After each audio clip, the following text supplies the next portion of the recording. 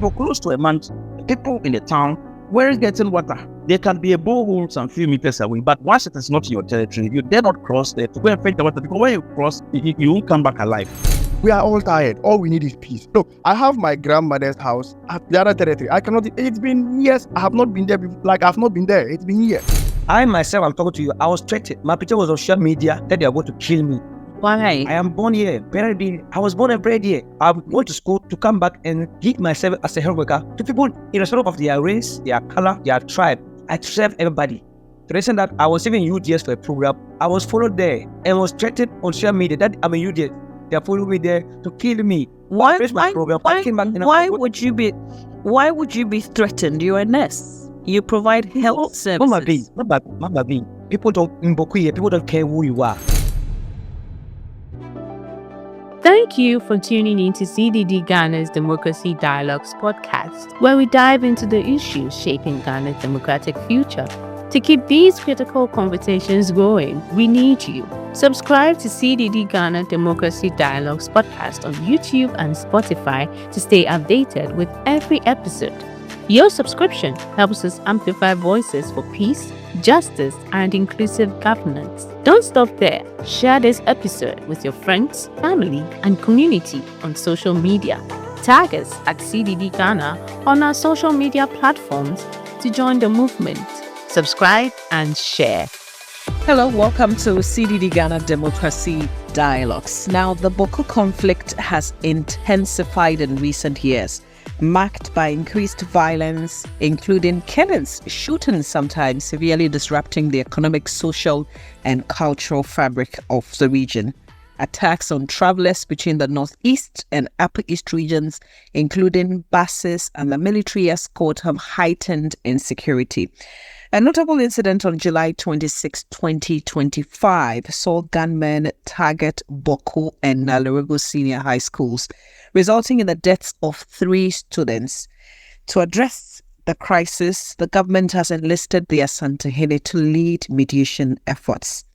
Now, this episode of CDD Ghana's Democracy Dialogues shifts focus to the lived experiences of professionals in Bawku. We're talking everyday teachers, healthcare workers, and business owners whose lives and work have been profoundly affected by the ongoing chieftaincy conflict between the Kusasis and Mamprusis, which has reportedly claimed over 200 lives since November 2021. Drawing on first-hand accounts, our panel explores how professionals navigate the daily challenges of violence, curfews, and fear while striving to sustain critical services and livelihoods. The discussion will also examine the broader implications of the conflict and the role of professionals in fostering resilience and peace. So welcome to this particular episode, which aims to amplify the voices of Bawku's professionals, shedding light on their struggles, contributions, and potential to drive sustainable peace in the region. So joining us on this podcast, but this particular episode he's a nurse in Bawku, works at the Bawku Presbyterian Hospital. He teaches at the Bawku Presby Junior High School. And then Castro Sanyala is a journalist, actually a security journalist following the Bawku conflict. He moves with the soldiers on the ground. So I want to say hello to all of you. Welcome to this episode. Hello, and thank you for having us, Mama V. So I want to start with you, Castro, particularly because of what you do. Can you give us a picture of the situation in Bawku today as we speak? I'm with the military and they are doing border patrols, right from Malcolm to Kuyumbubu to all the other border communities. And we're heading towards Kayoro in the Kastanakana West. But we've just made a brief stop at the Bazwa camp, military camp, for crucial meetings between the military hierarchy.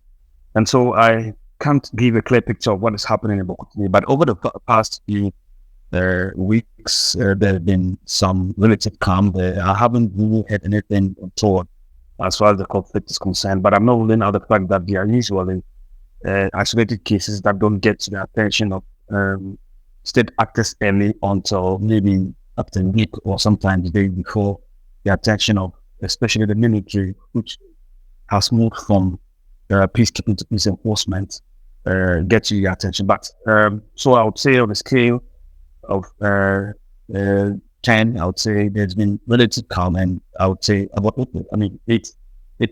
Should I say 8 out of 10? There's calm there because I haven't heard anything so far. So let me ask you, since your everyday lives are lived in Bawku, can you help us appreciate what's happening today? Since the order from the presidency or the government about moving from peacekeeping to peace enforcement, since then there have been relative calm in Bawku, because about 4 weeks now, I can't remember the last time we even heard a gunshot, which mostly is triggered in the night. For the past 4 weeks, going to almost 4 weeks now, there's relative calm in Bawku, because we can see the military presence, the police presence, and they've been always everywhere. They are always everywhere. But there's always lapses with securities. Maybe you can't cover every corner. But for the past days now, they've been relative calm, except the last 2 weeks when a young man who was I think he was killed. I think he was stabbed and then killed. And there was even a video on social media displaying how he was killed and was pulling on the ground and roaming about. So that killing was one thing that shocked people in Bawku as to whether really is there really people try to appreciate peace or try to still go the extent of violence. So after that incident, from now we haven't had any incident again. So, but for now, for the whole 4 weeks now, since they moved from peacekeeping to peace enforcement, there's relative calm. People are more about their daily activities. Just that, people still cannot just trust using the main way from Bawku to Bolga, the Bawku-Bolga highway, or Bawku-Punokom highway, or Bawku-Kolkungu highway, or the Bawku-Garu road. That's what they still face. Because now, anytime they have to go about, then they have to be under military escort, which sometimes is not always forthcoming. Because for the past 2 weeks now, no escort has been done in Bawku, and people are stranded here with their goods. People want to move about with their activities. Others want to go to school. Many people want to go and buy goods and come and sell. Some people goods are stranded in Bolga. So for the past 2 weeks now, they've not been any escort, but relatively everything is calm. Let me come to you. You've lived in Bawku basically all your life, and you teach. So let me start from, we know that students have just written the WASI. You teach at the junior level. Can you tell us how that went? Were the schools really, the students able to write the exams in the schools? Thankfully, it went on smoothly. Now, this is what happened. Due to the situation we have at the moment, we have come to terms with one thing. We cannot, for now, allow our students move to where it's not considered as our territory. So what happened is that I think the centers have been divided into 2 or 3. We have created a center for them so that they can move there, right, and go back home freely. Somewhere like Bawku Sec, Bawku Technical, and also Bawku Sec Tech. So those students who can also go there then write their papers and go back home safely. So with the just ended BEC, everything went on smoothly. Some years back, the depot was just at the Bawku Sec here. But I don't know, due to the situation, the white people are saying that they cannot come to Bawku. They cannot keep their papers here in Bawku again. So their depot has been shifted from Bawku to Zebila. And all thanks to our municipal director. He was the one doing the going and the coming. He makes sure he goes to Zebila in the morning, pick our papers, then bring it to the various centers. And after writing, he picks them again back to the center. How far is Zebila to where you are? I cannot quote exactly, but it's not really that far. It's not really that far. All right. So I want you to help us appreciate your life before this conflict picked up again, because we know that this has been on and off. But before this very recent one, how was your life? Okay, so before the eruption of this renewed conflict, life in Bawku was just lovely, right? I think Bawku was actually one of the most peaceful, one of the loveliest places everyone at all would wish to come and live and experience. But look, why am I saying this is because there was kind of easy movements. You could go to wherever you want, come back at any point in time. You can go, then maybe you leave house, maybe let's say 6, then come back at 12, 1. You are without even being afraid, without even being scared of anything, right? But now, with the eruption of the conflict, first of all, our movements have been curtailed. It's all part of Bawku you can access, because if you joke and move beyond your territory, it's either they carry your corpse back home, or probably, yes, you will not even come back alive. That is just the reality. You cannot move beyond. When you say if you move beyond your territory, what do you mean? Okay, so Bawku currently has been, let me say, divided, right? Divided in a sense that, we have two feudal factions. We have the Mamprusis and the Kusasis. Each faction has its territory. Now, for instance, the Bawku township and just the neighboring areas belongs to the Mamprusis, right? It's occupied by Mamprusis and their sympathizers. Now, you cannot leave that particular territories, then move to somewhere, let's say Bawku or maybe highways thereabout. That is not any Mamprusi territory, right? When you leave your territory and you go to, you might not come back alive, or you will not come back alive. It's not even might. You will not come back alive, because So these are places that you could access before. Okay, like I said earlier, I attended Bawku Senior High School, right? Just around the highways. Now, that was even before the conflict. We could leave school, then walk from Bawku and come back home. Anytime you want to go back, we go back in the night, right? So somewhere 8, 9, we walk from our various homes in town till we get to school, Bawku Senior High School. But now you cannot try that. Does that also mean that the schools have also been divided in the various territories, so that you have only students within the particular groups attending the specific schools? To be honest with you, yes, because there's no person living in the township that would allow their ward attend school at Bawku. You have, if for nothing at all, we've all seen the recent happenings where students were being attacked at their various school, and we recorded one boy called Hakeem, who was murdered because he was from town. So I don't think anyone at all will allow his ward to attend school within those territories. Okay, but the students are placed by the computerized system, correct? Yes. Okay, so what happened is that with regards to the computerized system, I teach at the basic school, the JHS level. So anytime we are doing school selections, especially the students we have here, no one is even opting for Bawku Tech, or Bawku Technica. They are not even opting for that. Right. So let me come to you, Yulia, before I go to class. You work in the clinic, correct? Yeah, Blumavi, I work at the Bawku Presby Hospital, specifically. Right. Okay. How big is your hospital? It is considered as the municipal hospital because it is a CHAC-funded facility run by the CHAC, but they are managing the facility, but it's under government. It's a very big hospital. Was those days that things were fine. It was serving almost all the 5 districts in the Bawku area, because it was the referral main point. Because we have some major doctors who were specialists in the hospital here, like orthopedic surgeon, eye surgeon, gynecologist. Almost every part of the specialists were in the hospital.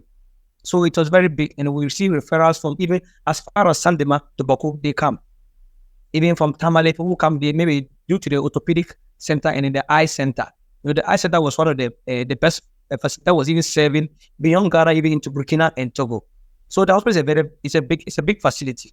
It's a big facility. What has changed today? It's not easy. Those days, the nominal role of the hospital starts with about almost about 500 plus, but now it's less than 200, the numbers, because people have to feel for their lives. Can you know that some of the health staff were even threatened when they were even coming, because the town is demarcated. There's no way you can take away from that fact. The town is demarcated. So if it felt like if you are working in the hospital inside town, it means you are sympathizing to the Mamprusis. But this is a fashion between Mamprusis and Kusasis. Sometimes you can get extent that even friends, different towns are being threatened. Does the hospital also only take care of the people within the vicinity, or people from outside it are not being referred because of the conflict? They are not accessing the hospital. A hospital is a hospital. We receive all manner of people, irrespective of your tribe, your race, your religion. That's what the hospital does. But sometimes if they are, I encounter people who call me personally, Africans who are across Burkina and then Arab within the Widana area, Widana, Kulgungu, Pusga area, who wants to come and access our facility. But when they are coming, they are being stopped and told to return back. So due to the fear of threat, because others were even shot and wounded because of that. So this things have been made to like it has created fear and panic among citizens who want to access the hospital. Even we have a NICU center in the hospital which was receiving all newborn babies from within the Pusga area, Widana area, Kulgumu area. So now they cannot come with their newborns if they have any jaundice or any neonatal infections. So now where would they get access to? It's about 15 incubators. So because of the threat being done to them on the road, people have to turn back to get access to maybe other facilities around the Pusga area, or they have to bypass and then go towards Zedela to access healthcare.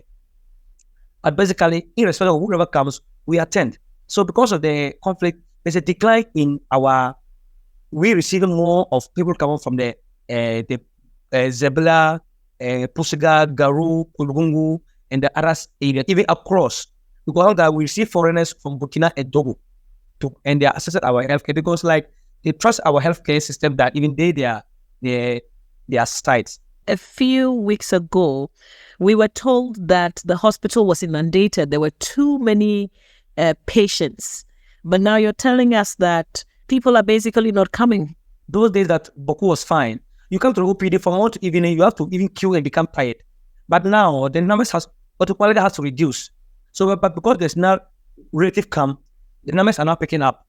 We are picking up with numbers. Sometimes you can even work from morning till evening, and you still have people coming from the OPD sites. So you worked today. You worked today. How was it? Yeah. Oh, today it was fantastic. We the OPD after now said before I even came for the meeting, there were 6 clients coming in at the OPD site. I want to come to you, Castro.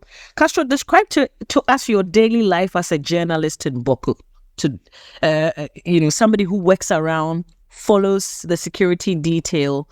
Describe your everyday life to us. It's not easy at all. You have to have the balls of steel to be able to work as a journalist who reports on crime. The threats are not only limited to workers who are our state workers like teachers and other things. And in fact, he's right. Threats are everywhere. And as a security journalist, I get the threats. I get a share of my threats. I mean, even as immediate as 4 or 5 days ago, on Facebook, people went there and threatened me. But I've always said one thing: if everybody's afraid to report on the issues in Bawku, then I mean, we'll get to know them. What are the threats about specifically? Well, what are they want? Your life. Yeah, what it threats to your life to deal with you. You are this, you are that, you are this. Because you're reporting on the happenings. Yeah. Today you report this faction is happy with you, the other faction is not happy. The next day, the faction that was happy with you is angry at you, and then the faction that was angry at you is happy with you. A lot of issues. Even sometimes, now it has even become so bad that if one side releases a press statement and you report about it, the other side comes to attack you. If this one also issues a press statement and you report about it, the other side too comes to attack you. But sometimes there are people within both factions who really understand, and I must say that there are people in both factions who truly understand the work of a journalist, and they don't really like what is happening. But you see, it's a moment of anger. People are not happy about what is happening, and so right. As a journalist, tell us how that is affecting your work. Is it affecting your work? That's what I'm saying. Apart from me, who I don't know if this is the appropriate platform to say it. Apart from me, who has the balls of steel, no other correspondent in our region talks about issues of the conflict. It has even become so bad that newsrooms have decided not to report certain things about the conflict because the threats are getting to them cheap. Go on the page of TV3, go on CTFM, go on Joy News, go anywhere. Anytime a story about the happenings in Bawku are published, go and see the comments that are put there. And so it appears that editors have taken note of the threats, and so they are beginning to also revise the news policy, the newsroom policies, editorial policies. Not because they don't want to report them, but on their Facebook page, people are dropping threats there. And it's not only peculiar to one faction. It's all of them. They all do it. Yes. Right. And so me like this, it's not easy. Honestly, it is not easy. I said, do you have like a military protection or some security detail as you report? No, like I said, 3 or so days ago, I was threatened, and like I stated earlier on, there are people within these factions who understand. They have professors, they have doctors, they have all the different type of people who have read books to the highest level, and so they know. And so sometimes when they see some of these things and they know the kind of journalist you are, and especially the fact that you are not just a journalist, a roadside journalist, but a journalist who has won awards. I've picked the Security Journalist of the Year in the Upper East region for 4 times. And you see, so some of them know that this guy is a journalist made with the best fabric, and he's not just someone who goes on. So when they see press like that, they don't feel happy. So they try to talk to their people. That no, this guy you play, he's not the guy he's just doing his work. And so sometimes stampers come down. But then, like I've said, it's a moment of anger. It's understandable. It's a moment of anger. They are all angry, both sides. They are not happy about what is happening. And so people sometimes get triggered and they do things. But we thank Allah and we thank God that whenever some of these things happen, there are level-headed people who come in and then talk to their people that, look, stop this. A journalist is there. If you threaten journalists, and usually sometimes when they call me, I tell them this. See, if you threaten a journalist, yes, you are angry. But once journalists begin to go quiet on happenings in the area, you won't like it. Because for me, I have brought a lot of interventions as a journalist. Because of the reports I do, I have brought a lot of interventions to all of them, both factions. Because as a journalist, you look at the humanitarian aspect of it. Forget the individual parochial interests that each groups have, but come to think of the impact the conflict is having on the lives of women and children. Children can't cross to other places to go to school. Absolutely true. There are schools that children can't cross to go to school. This is the school they've been in since they were in class 1 all the way. They're getting to class 6, and all of a sudden they can't go to the school again. They've lost a lot. They have to go back to a different school, start all over again, and it's very bad. And so sometimes as a journalist, you don't take sides whatsoever. You don't look at the parochial interests of whoever is behind whatever. You are looking at the humanitarian aspect of it. Because I remember some time ago, there was an acute water problem within the township, and this was because of the fact that one of them said, one of the residents clearly stated, and the person is right. You realize that services providers like those who work for Ghana Water Company and those who work for Netco, Greco, and the rest, Netco and Greco, and OVRA, their lives were getting threatened. They couldn't go out to go and work. So it so happened that was last year. There was an acute water problem in some parts of the town, simply because the workers of Ghana Water Company Limited, now Ghana Water, decided to abandon their posts and run away, not because of anything. And like one of them said, Bawku, when it was cool and quiet, it was a nice town, one of the busiest, one of the brisk towns we have, one of the richest in the northern part of Ghana. Tamale doesn't even compete with Bawku. Forget the current problems they are facing. Bawku is a warehouse when it comes to economic activities. Tamale itself could not even compete with Bawku. But because of the threats, these workers from Ghana Water Company abandoned their positions and left. And so these people were living in very bad state. And once there's no water, you realize that infections begin to become a problem because they can't wash, they can't clean. There's nothing they can do. They can't cook, nothing. So infections begin to come in. And so I did stories, I did reports and all of that just to draw the attention of, the government and the authorities. And it went out so well. It was something that came out so well that the attention of the authorities quickly came in. There was then this issue of escorting them to go and work on the faults and other things came in, and all of that was resolved. So sometimes, like I'm saying, some people are there, level-headed people who understand the work of journalists and know that yes, we are people who are there to report on the humanitarian aspect and nothing else. We appreciate from the three of you the perspectives of the different work, but I want to quickly touch on the market, and I want you, Castro, to help us understand what's happening with the market. Before I come to, I've heard peacekeeping and then enforcement, something to that effect. I want, because you report on the ground, I want you to help us appreciate the differences. But first, talk to me about the markets. Are they also divided? The marketplace? Yes, the markets have been divided. Like the brothers, the two gentlemen have stated, everything in Bawku is divided. These are two groups of people who are disagreeing on certain things. So obviously the markets are divided. Now people from this side can't come to this side. People from that side can't come to this side. There's even the instance whereby people from this side feel that they should, especially women, particularly women and children, feel that, we can still come here and trade and go, but that is not the case. Things are very different now. Now, if no matter how close you are, you can't enter the other markets. No, not at all. Because if you enter, not even because of the fact that they don't want you, but they don't feel safe. They can't trust you.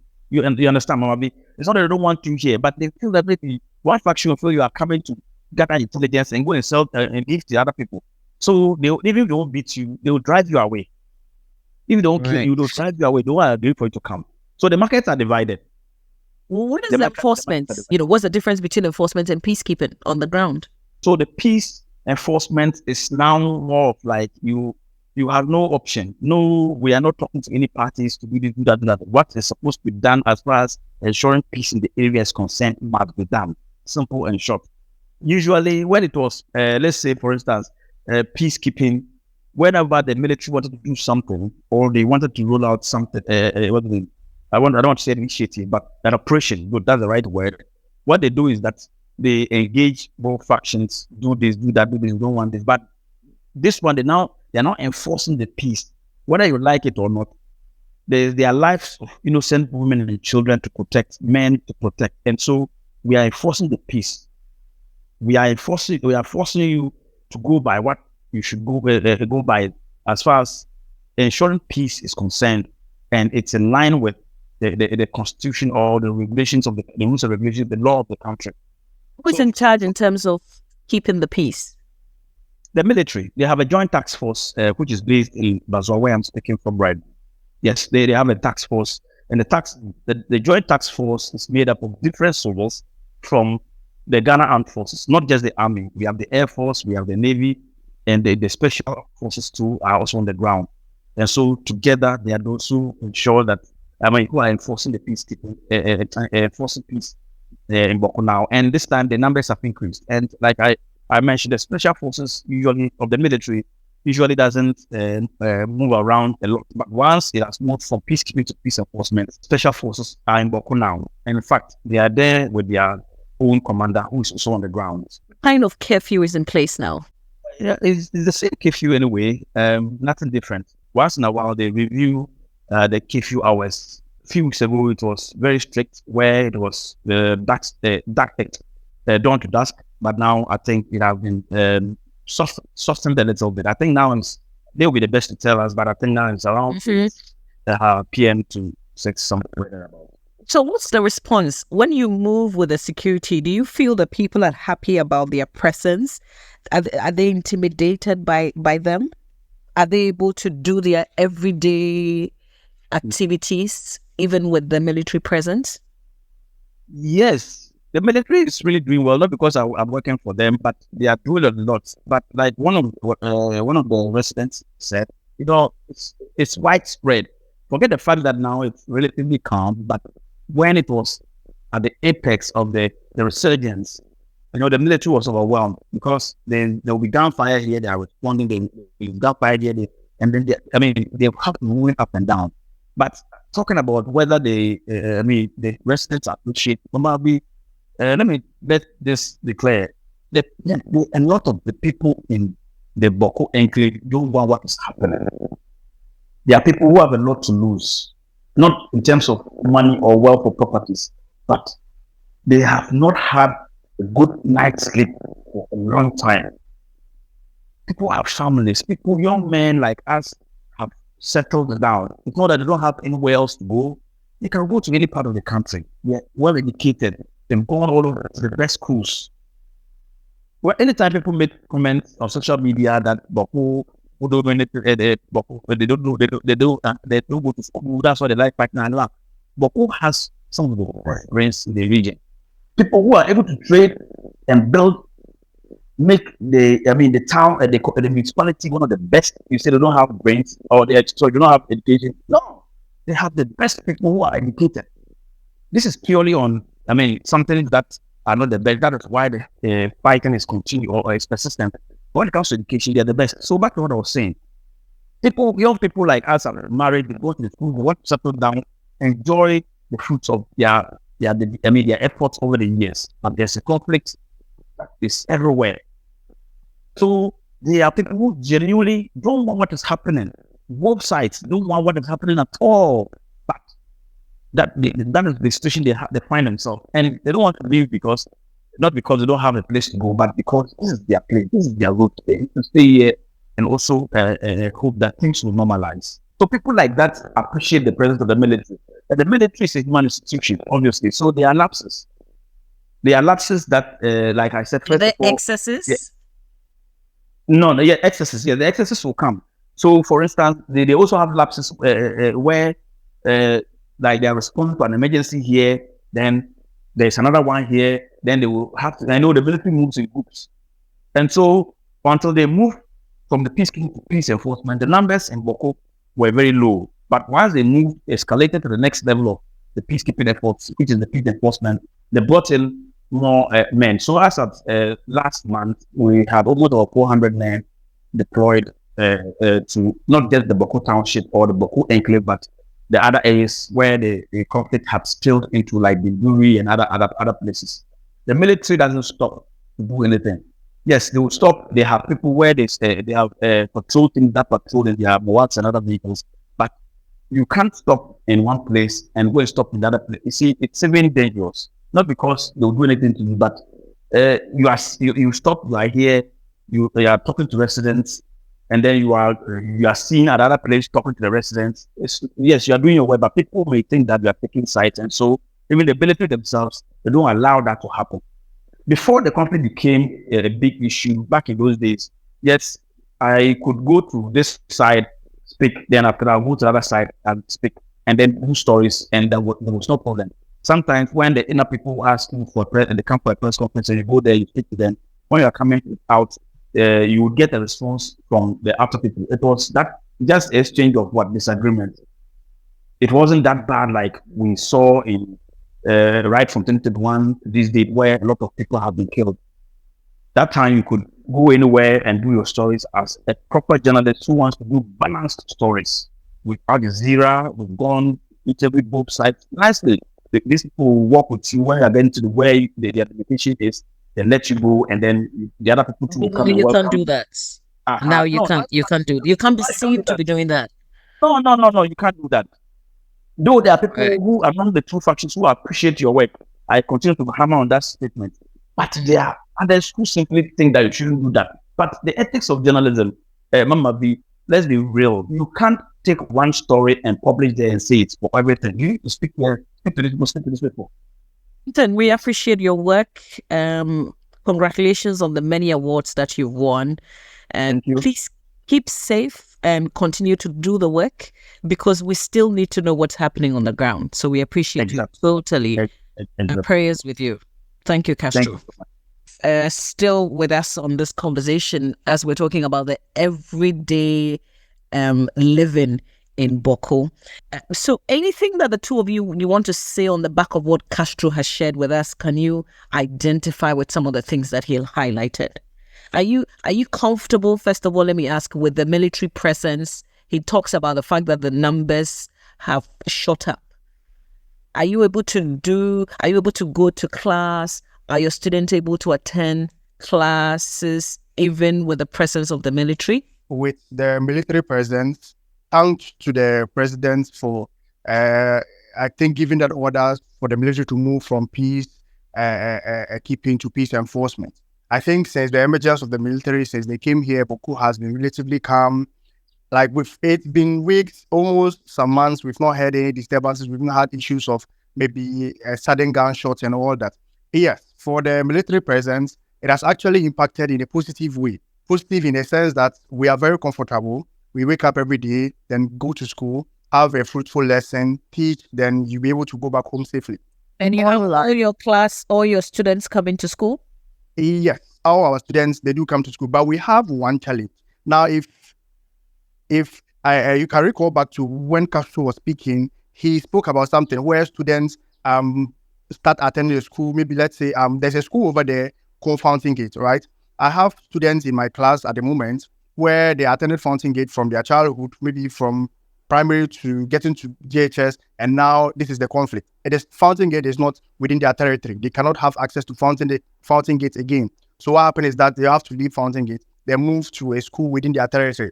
Now, as I speak to you currently, the problem is the overcrowding, right?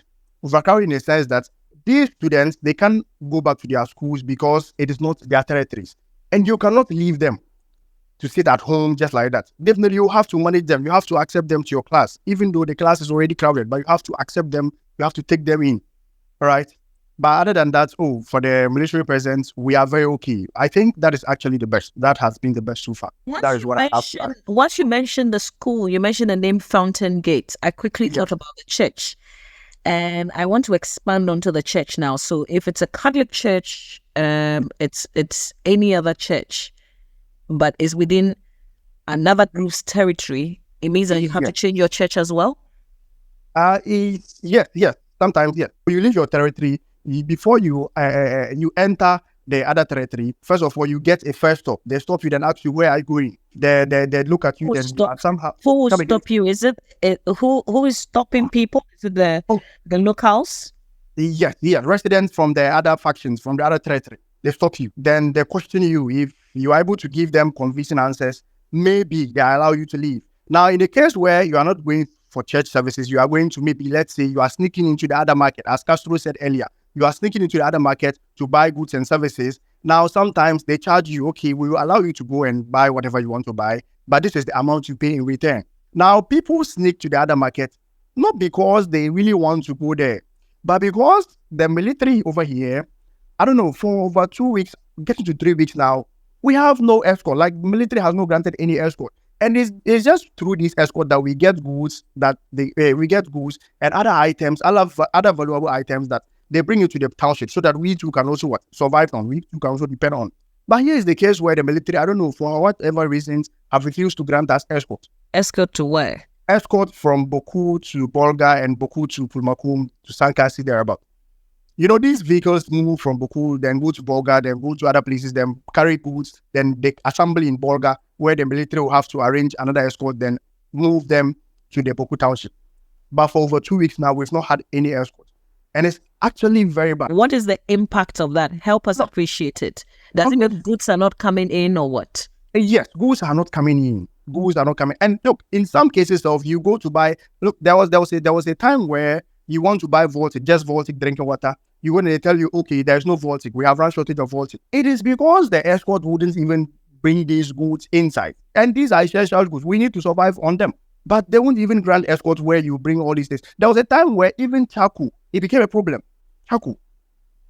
Like the ones available, they will sell it to you at a price that you wouldn't even allow to buy it. But you have no choice. You'll be left with no choice than to buy. Right? But when there is movement, when there's a free movement of these escorts in and out of Bawku, you know, these goods are being escorted into the town. Everyone gets to buy whatever they want. Nobody sneaks to anybody's market. Right? Look, it's even now that as a result of the military, because the patrols are 24/7, you can be there unexpectedly, then you see a military vehicle, right? It's even as a result of that the situation has become a little calm. Other than that, you record instances. I think some time back, if you check clearly, there was a video circulating online where women were being lashed. You get it? Right. But if you have a situation where the escort is moving 24/7, as the president directed, I think that one, everyone in Ghana actually heard it. The president gave a directive that they should escort militaries. They should escort vehicles in and outside Bawku. But I don't know why the militaries have decided to grant us escorts till now. I want to ask you, how your life, your personal life has been impacted by recent happenings in Bawku? Abi, to be honest to you, Castro made some comments and it's true. They were threat on his life. I even read a post on Facebook. I was displeased with it. I was very, very displeased because a journalist doing his mandate, make sure that the outside world hears what is happening, realities on the ground. He's being threatened.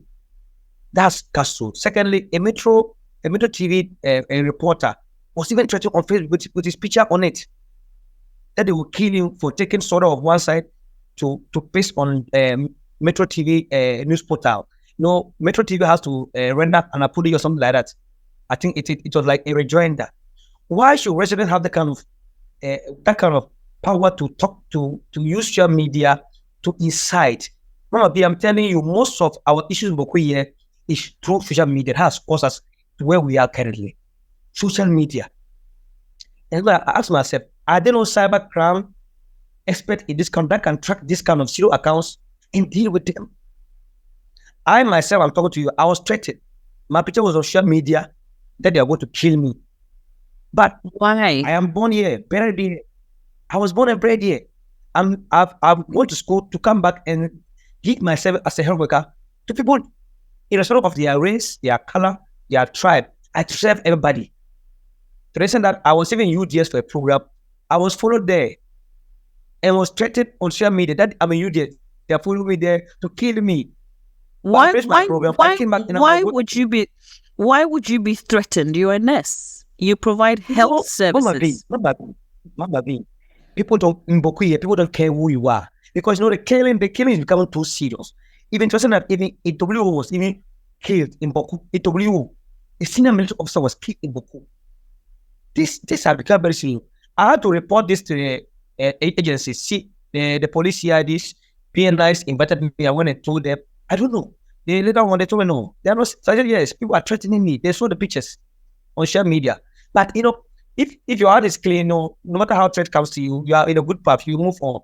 How are you in the face of all of that trying to keep safe? Oh, just thank God. At least where I'm working and where I'm residing, I feel safe.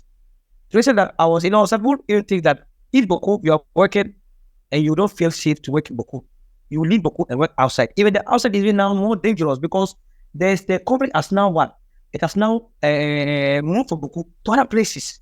So whatever you go there, you'll be safe. Bolga, it is in Bolga. It according to Kumasi. It's in Accra. It's in Bindori.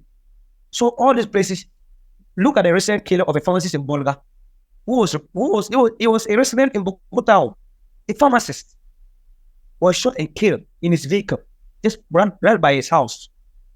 So for how long can we control this kind of killing? Tracing and killing. Come to my personal life with the current Easter. It has really affected us in the sense that at least with the presence of the metro around, you can see that there is hope for the future. With our daily activities, we go about with our duties as a nurse, giving services to those who need care from far and near. We are running services. There is this reportage that is always on the media that Bawku Presby is closed. Bawku Presby is never closed. Since they wanted now, it's never closed. But the social media information out there, it is closed. People are not coming to the work. The hospital is closed with door. Nothing. It was all false. The Bawku hospital is working 24/7. The only department that is closed in the hospital, it is the orthopedic, because the orthopedic surgery is there to do operations, but they are doing physio and consultation in the orthopedic department. Have you contemplated, has it occurred to you that you could relocate, leave Bawku entirely? If you joke within your territory and move out, you'll be killed. Or you come back incapacitated. Women are being lashed and whipped. People are being whipped. People are being stopped there and attacked. Ghosts of skated. Some cars moving about or coming into town has been stoned. I don't know where we are getting this far now. But at least with the presence of the security now, with the peace enforcing, it has really some result, because some people do so at the badness are not even in town. They have taken their boat and they run away. But there are still elements in town which are still not, there are small confusions. Maybe, as a worker, you have your off days, you have your weekends, you have your leave. If you have your leave, you know that your family is in Bawku here. You can travel to Bolga and see your family and come back. But that even live here and go out is a problem. Do you guys have a nightlife? You're a young man.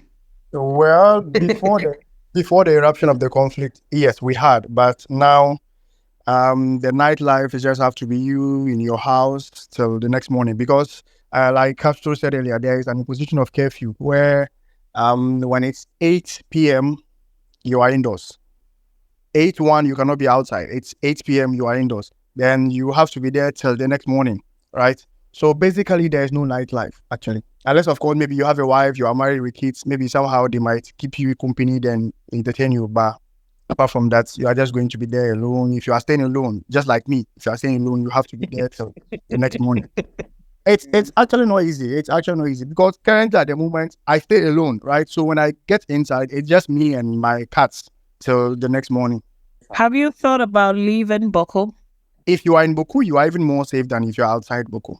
Now, why am I saying that? Forget the fact that the conflict has been carried to some of the towns. But Could it also be because you're also speaking from a perspective of somebody who belongs to one of the factions, correct?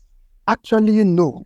I am actually a firm believer of truth. I actually speak truth. You see, sometimes, you see the problem with Bawku issues that when you begin to speak truth, then people feel like, okay, you are aligning to this particular group, you are aligning to this. But now the problem of Bawku is just that, look, even you, Mama V, today, if you start speaking truth, if you dig deep into these situations and these happenings, if you start to preach peace, if you start to speak truth, mind you, people will come and tag you as, oh, you are a sympathizer of this, you are aligning to this. That has been the reality.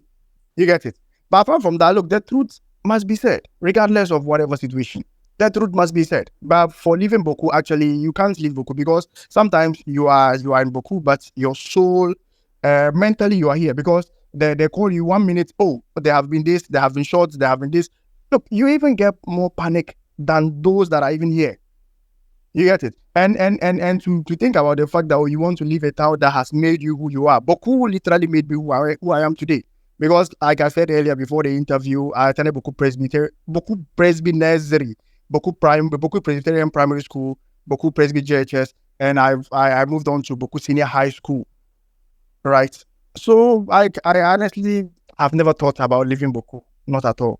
Do you still think, even though you said the two of you mentioned that you have not heard gunshots in recent times, Yeah. do you still think people have guns on them? Oh yeah. People still have guns on them. What do you think would make them give the guns up? Well, for me personally, I can't actually pinpoint. I can't actually say, okay, this is what is going to make them keep the guns. But I think if the military continue to intensify their operations, like Mr. Yusuf said, some of them has left the town. Some of these bandits have run away. I think if they continue to intensify their operations, I think things will only get better. Yeah. So can we sustain the peace that is being enjoyed in Bawku today? Do you think it's sustainable?